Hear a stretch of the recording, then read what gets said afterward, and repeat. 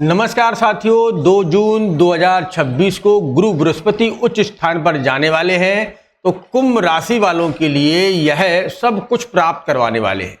शनि की 7.5 ने जो कुछ छीना था वो कहीं ना कहीं गुरु बृहस्पति देने वाले हैं। देखिए, आपके जीवन में ये 3 चीजें बहुत महत्वपूर्ण हैं।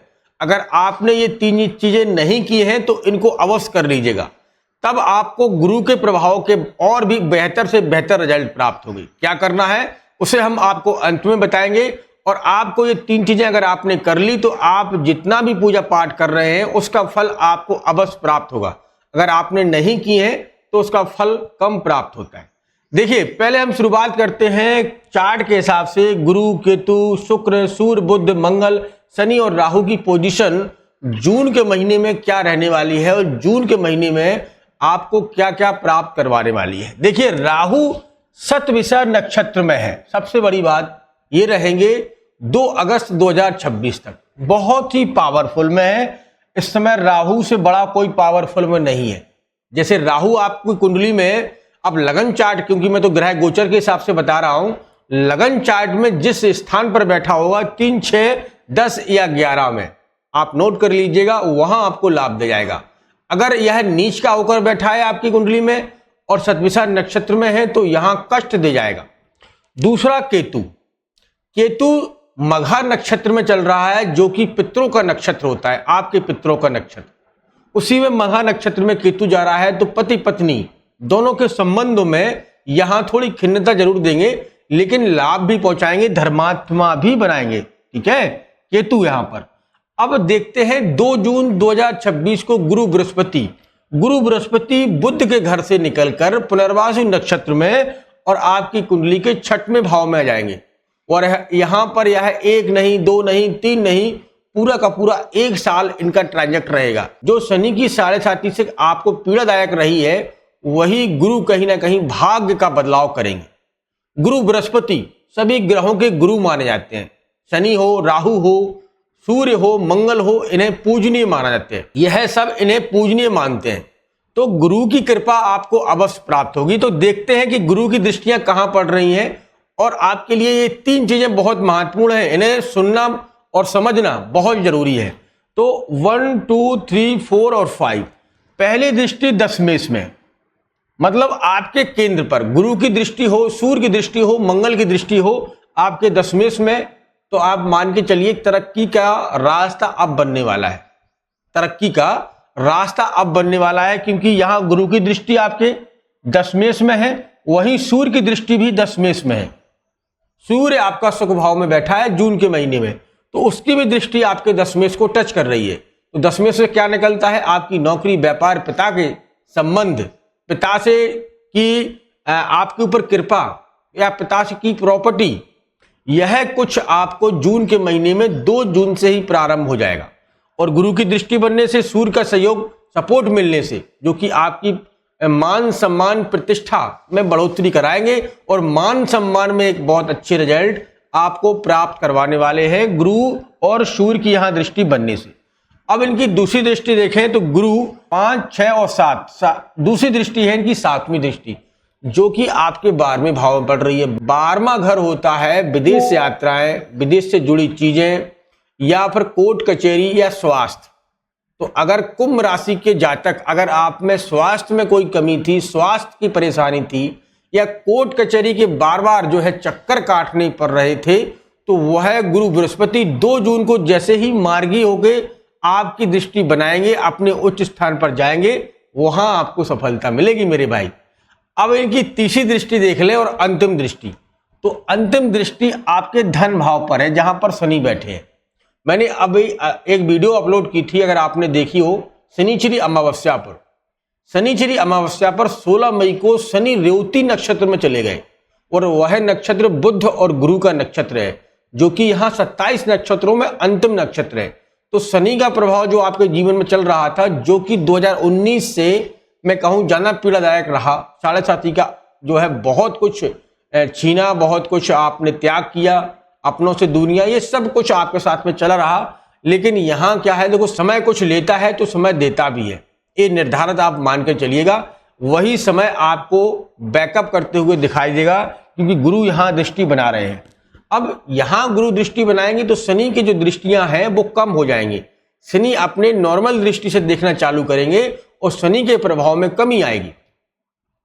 दोस्तों, अब हम आपको वो 3 चीजें बताने वाले हैं जिन्हें आपको अवश्य करना है। पहली, अगर आपने अभी तक अपने जीवन में कोई गुरु नहीं बनाया है तो निश्चित तौर से आप गुरु दीक्षा अवश्य लीजिएगा, क्योंकि बिना गुरु के आपकी पूजा पाठ सफल नहीं होती है। बहुत से लोग बहुत पूजा करते हैं, भगवान को मानते हैं, भगवान के मंदिर जाते हैं, सारे के सारे अनुष्ठान करवाते हैं, लेकिन अगर आपने गुरु दीक्षा नहीं ली है तो वो है आपके लाभकारी नहीं रहेंगे, वो है पुण्य आपको नहीं मिलेगा। ठीक है, तो इसीलिए गुरु दीक्षा अवश्य लीजिएगा। और गुरु भी ऐसा होना चाहिए जो निर्मल, पानी की तरह निर्मल, पवित्र और बिल्कुल संत भेष में, जिसे किसी भी मोह माया से कोई मतलब ना हो। समझ रहे आप? ऐसा नहीं कि कोई दिखावा हो, कोई दिखावटी चीज हो। मैं कहूंगा कि प्रेमानंद महाराज सब आज की दुनिया में सबसे श्रेष्ठ अगर कोई गुरु है तो वो प्रेमानंद महाराज है। बहुत ही निष्ठावान, ईश्वरी शक्ति और ईश्वरी अवतार मैं इनको कहूंगा। तो इसीलिए मैं कहता हूं कि गुरु गोविंद दो खड़े कह के लागे पाए, बलिहारी गुरु आपने गोविंद दिए बताए। अगर गुरु की आप शरण में जाते हैं तो गोविंद की प्राप्ति होती है, भगवान की प्राप्ति होती है, हर चीज आपको प्राप्त होती है। तो इसीलिए पहली बात, आप अगर आपने अभी तक गुरु नहीं बनाया है तो गुरु अवश्य बना लीजिएगा, क्योंकि वहां से आपको ही लाभ मिलेगा। दूसरी बात, गुरु बृहस्पति के मंत्रों को अवश्य जाप करिएगा।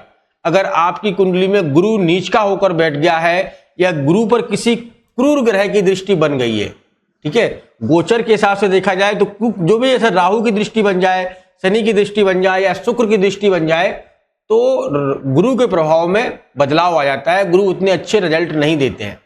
तो अगर आपके गुरु कहीं नीच के होकर बैठे हैं तो पुखराज स्टोन धारण करिएगा, गुरु बृहस्पति के मंत्रों का जाप करिएगा।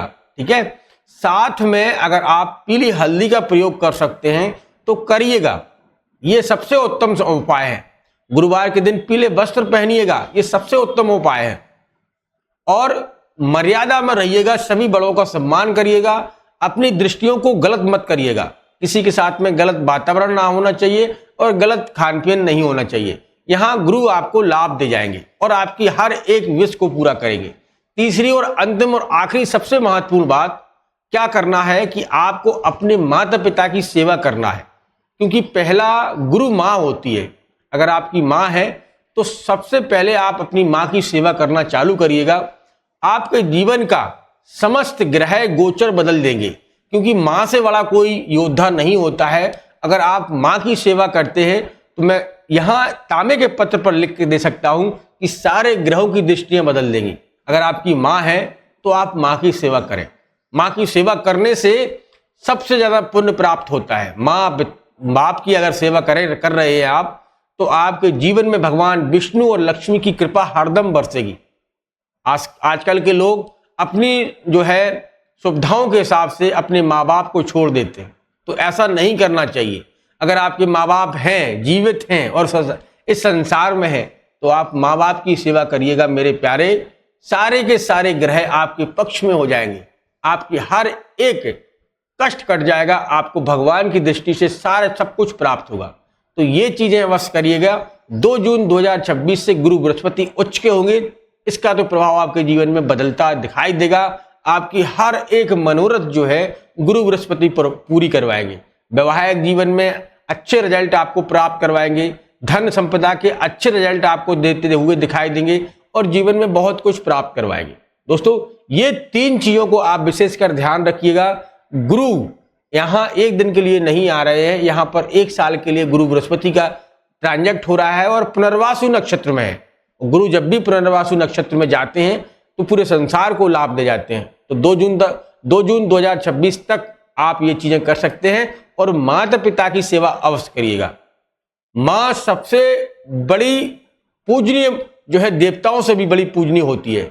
आपकी माँ सभी देवताओं से भी पूजनीय होती है। अगर आप अपनी माँ के चरण स्पर्श करते हैं, उन्हें भोजन कराते हैं, उन्हें सही स्थान पर रखते हैं और डेली उनसे बातचीत करते हैं, तो आपके ग्रहों का भी वातावरण चेंज हो जाता है और आपको संपूर्ण जो है सुख प्राप्त होता है।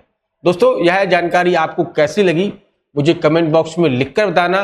और हाँ, अगर कोई प्रश्न है, किसी बारे में आप जानकारी चाहते हैं तो दिए गए व्हाट्सएप नंबर पर संपर्क कर सकते हैं। लेकिन हाँ, कुंडली का एनालिसिस करवाने के लिए चार्ज लगता है, मैं आपको बता दूं। नहीं, आप कॉल करेंगे, मैसेज करेंगे तो मैं आपको बता दूं कि चार्ज लगता है। तो निश्चित तौर से एक चार्ज लगता है, क्योंकि आपकी कुंडली का एनालिसिस करने में मुझे 1 से 2 घंटे का समय लगता है। बहुत सारी कुंडलियां आती हैं, बहुत सारी आप लोगों के कॉल आते हैं, तो मैंने इसलिए आप लोगों को बता दिया। दोस्तों आप मिलते हैं एक नेक्स्ट वीडियो के साथ, तब तक आप अपना ख्याल रखिएगा, सुरक्षित रहिएगा। धन्यवाद। जय श्री राम, जय जय श्री राम।